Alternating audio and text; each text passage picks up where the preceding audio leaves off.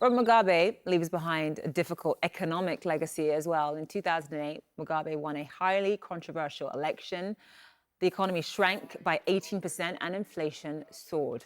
The Zimbabwean dollar became so weak the country started using the US dollar the following year. At the height of the crisis, prices doubled every 24 hours. Inflation peaked at a staggering 7.9 billion%. Today, Zimbabwe's national currency is back. Inflation is at its highest point in a decade, and people are struggling to buy basic goods. Tendai Biti is leading figure for the opposition in Zimbabwe. He also served as Zimbabwe's finance minister from 2009 to 2013. Mr. Biti joins us live now from Harare. So, Mr. Biti, thank you so much for being with us. Just walk us through how you are coming to terms with the death of Mr. Mugabe.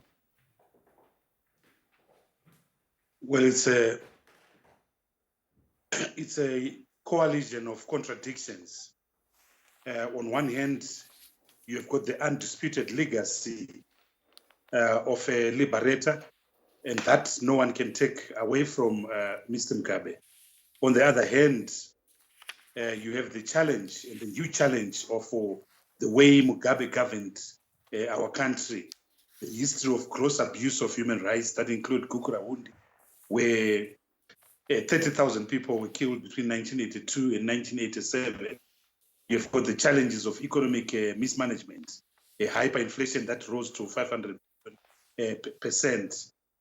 You've got the challenge of a leader who never transformed from being a liberator to a unifier, from a liberator to a transformer.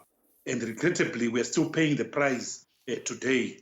22 months after his departure, the country is in a worse position. The country is in a terrible position, and that's the legacy of President Mugabe.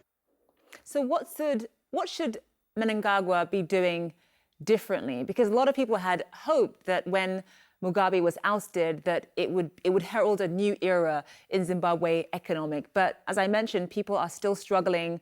There's an issue with food shortages. Just walk us through what Mnangagwa should be doing. Well, the problem is Mnangagwa himself.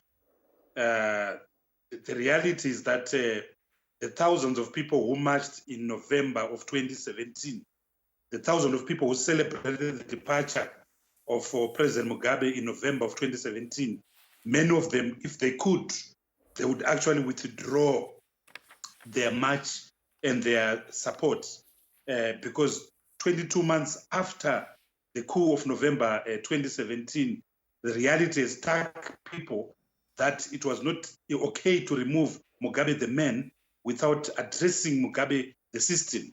Now Mugabe the system is in full operation in Zimbabwe. And Mnangagwa has been so bad that he has made Mugabe look like a saint. And President Mugabe certainly was not a saint. We've had situations of massive violence. People were shot in August of 2018. People were shot in January of 2019. Inflation is now around 700%. GDP growth rate will be about -7% in 2019. So people are beginning to appreciate that there was some value, some decency in Robert Mugabe, which is sadly lacking with Mnangagwa and the present rulers of Zimbabwe.